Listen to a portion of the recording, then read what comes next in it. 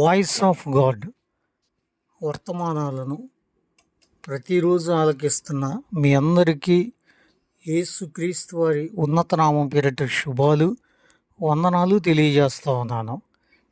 మన తండ్రి అయిన దేవుని నుండి ప్రభు అయిన యేసుక్రీస్తు నుండి కృపయు సమాధానం మీకు కలుగునుగాక.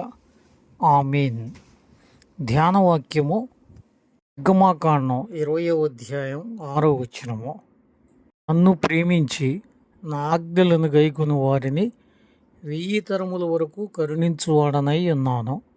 ప్రార్థించుకుందాం. దయగల మా ప్రభువా, మా నోటి మాటలు మా హృదయ ధ్యానం మీ దృష్టికి అంగీకారముగా ఉంచమని యేసయ్య దివ్యనామం పేరిట అడుగుచున్నాము తండ్రి. ఆమేన్. వాక్య సందేశము రెవరెండ్ డి వరకుమార్. ధ్యానాంశం నిజ ప్రేమకు రుజువులు. దేవుని బిడ్డలారా, ధరలో ఎన్నో ప్రేమలు ఉన్నాయని మనకు తెలుసు. ఇంటిని క్రోడీకరించి 2 భాగాలుగా మనం తీసుకుందాం. ఒకటి, లోకమును ప్రేమించేటువంటి మానవాళి. 2, దేవుని కేంద్రంగా కలిగి దైవ ప్రేమతో జీవించేటువంటి బిడ్డలు. ప్రేమ అనేటువంటిది రుజువుపరచబడితేనే నిజ ప్రేమగా పరిగణించబడిద్ది. యోహాను సువార్త 3వ అధ్యాయం 16వ వచనం, దేవుడు లోకమును ఎంతో ప్రేమించెను అని ఆరంభించి ప్రేమకు రుజువుగా తన అద్వితీయ కుమారుణ్ణి మనకు అనుగ్రహించాడు అన్నటువంటి ముగింపు ఆ వాక్యంలో చూస్తాం. దేవుడు మాటలలో చెప్పలేదు, తన కుమారుణ్ణి అనుగ్రహించుట ద్వారా ఆయన తెలియచేశాడు. అలాగే మనమైనను దేవునిని ప్రేమిస్తున్నాము అన్నటువంటి విషయాన్ని ఎలా రుజువుపరుచుకోవాలి అన్నది తప్పక తెలుసుకోవాలి. చదువుకున్న ధ్యాన వాక్యంలో నన్ను ప్రేమించి నా ఆజ్ఞలను గైకొని వారిని అన్నటువంటి ఆరంభాన్ని చూస్తాం. అంటే దేవుణ్ణి ప్రేమించటానికి రుజువు ఆయన ఆజ్ఞలను గైకొంటాం. మనం ఎవరినన్నా ప్రేమిస్తే, అభిమానిస్తే వారి మాట ఆజ్ఞలాగా పాటిస్తాం. దేవునిని ప్రేమిస్తున్నాము అని అంటానికి కూడా ఆయన మాటలు ప్రతి మాట ఆజ్ఞలాగా పాటించాలి. అప్పుడు ప్రేమించినట్టుగా లెక్క. యోహాను సువార్త 14వ అధ్యాయం 15వ వచనంలో యేసుక్రీస్తు వారు యూదులతో మాట్లాడిన మాట, మీరు నన్ను ప్రేమించిన ఎడల నా ఆజ్ఞలను గైకొందురు అన్నాడు.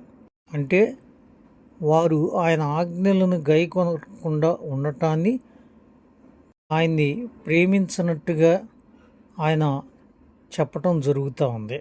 చాలాసార్లు దేవునిని ప్రేమిస్తున్నాం అంటూ దేవుని యొక్క ఆజ్ఞలను గైకొనకుండా కొనసాగుతూ ఉంటాం. నిజ ప్రేమకు రుజువు కానే కాదు. కీర్తనాకారుడు ఆజ్ఞలను విడిచి నేను తిరుగువాడను కాను అన్నాడు. ఇది దేవునిని ప్రేమించటం అంటే. నా మాటలను నేను విడిచిపెట్టను, వాటికి దూరంగా తిరగను, వాటిని పట్టించుకుంటాను, వాటి ప్రకారం జీవించటానికి ఆసక్తిగా ఉంటాను అన్నటువంటి భావాలతో నిక్షిప్తమయ్యింది ఈ లేఖనం.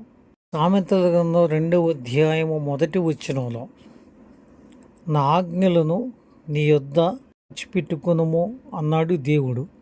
మనం ధనాన్ని దాచుకుంటాం, బంగారాన్ని దాచుకుంటాం, విలువైన వస్తువులను దాచుకుంటాం, చదువుకున్నటువంటి మెడల్స్ దాచుకుంటాం. దేవుని వాక్కు చెప్తుంది, అంతకంటే విలువైనటువంటివి నేను చెప్పే మాటలు. ఆజ్ఞగా నువ్వు దాచిపెట్టుకో, హృదయం అనే పట్టుదలతో వాటిని పట్టుకో. నిజ ప్రేమకు రుజువు. ఈ విధంగా నిజంగా దేవుణ్ణి ప్రేమించేవాడు ఇలాగున ఆయన మాటల పట్ల ప్రవర్తిస్తాడు అనేటువంటిది దైవ సందేశం. కొత్త నిబంధనలో ప్రత్యక్షపు గుడారం ప్రస్తావన మనకు తెలుసు. ఆ ప్రత్యక్షపు గుడారంలో అతి పరిశుద్ధ స్థలం, ఆ స్థలమందు దేవుడు మోషేకు ఇచ్చినటువంటి 10 ఆజ్ఞల పలకలు ఉంచబడ్డాయి. అంటే ఈ 10 ఆజ్ఞలు ఎక్కడున్నట్టు? అతి పరిశుద్ధ స్థలంలో ఉన్నట్టు.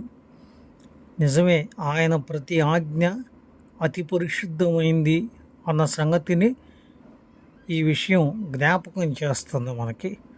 పరిశుద్ధమైనటువంటి ఆజ్ఞలను ఎంత ప్రేమిస్తే అంత పరిశుద్ధంగా మన జీవితాలు మారుతాయి. మాట వింటే కదా ప్రేమించినట్టు లెక్క. దేవుని ఆజ్ఞలు పాటిస్తే కదా దేవుణ్ణి ప్రేమించినట్టు రుజువు. అందుకే చెవి తిప్పుకోకుండా ఆయన ప్రతి వాక్కును హృదయంతో పట్టుకుంటూ ఆయన మార్గంలో జీవిద్దాం. మనం కూడా దేవుణ్ణి నిజంగా ప్రేమిస్తున్నామని నిరూపించుకుంటూ దైవాశీస్సులు అనుభవిద్దాం. పరిశుద్ధాత్మ దేవుడి లేఖనాలు మన కొరకు ఆశీర్వదించునుగాక. ఆమేన్. ప్రార్థన. దయగల మా ప్రభువా, మాకిచ్చిన ఈ పరిశుద్ధ లేఖనాలను బట్టి మీకే స్తుతులు. నీ సొంత కుమారుడిని మాకిచ్చి నీ ప్రేమను రుజువుపరిచావు. నిన్ను ప్రేమిస్తున్నాము అని రుజువుపరుచుకోవటానికి ఆజ్ఞలను గైకొనటమే మార్గం. ఆజ్ఞలను పాటించకప్పుడు, వాటిని పట్టించుకోనప్పుడు, వాటిని భద్రం చేసుకోలేకపోతే నిన్ను ప్రేమించనట్టే లెక్క. ఇది నీవు మాకిస్తున్న సందేశం. నీ ఆజ్ఞలను విడిచి తిరగకుండా వాటికి ఇవ్వబడినటువంటి పరిశుద్ధతను మా జీవితానికి ఆపాదించుకుంటూ శుద్ధ ప్రవర్తనతో మేము ఎదిగితే నిన్ను ప్రేమించినట్టుగా రుజువుపరుచుకున్నట్లే.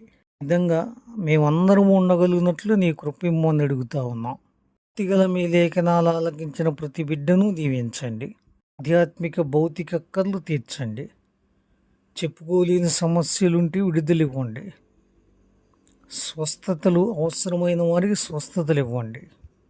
చిన్న ధ్యానాలు అందరికీ మేలుగా ఉంచండి. వారిని, వారి కుటుంబాలను, పనిపాటలను, ఆర్థిక ఆత్మీయ విషయాలను అన్ని విషయాలలో దీవించమని అడుగుతున్నాం. లేఖనాలు ధ్యానించుకునే వరకు నీ కృప మాకు తోడుగా ఉంచమని క్రీస్తు వారి దివ్యనామం పేరిట అడుగుచున్నాము తండ్రి. ఆమేన్. ఏకదేవుని దీవెన సదాకాలము మీ అందరికీ తోడే ఉండి నడిపించునుగాక. ఆమేన్. అందరికీ వందనాలండి. సెలవు.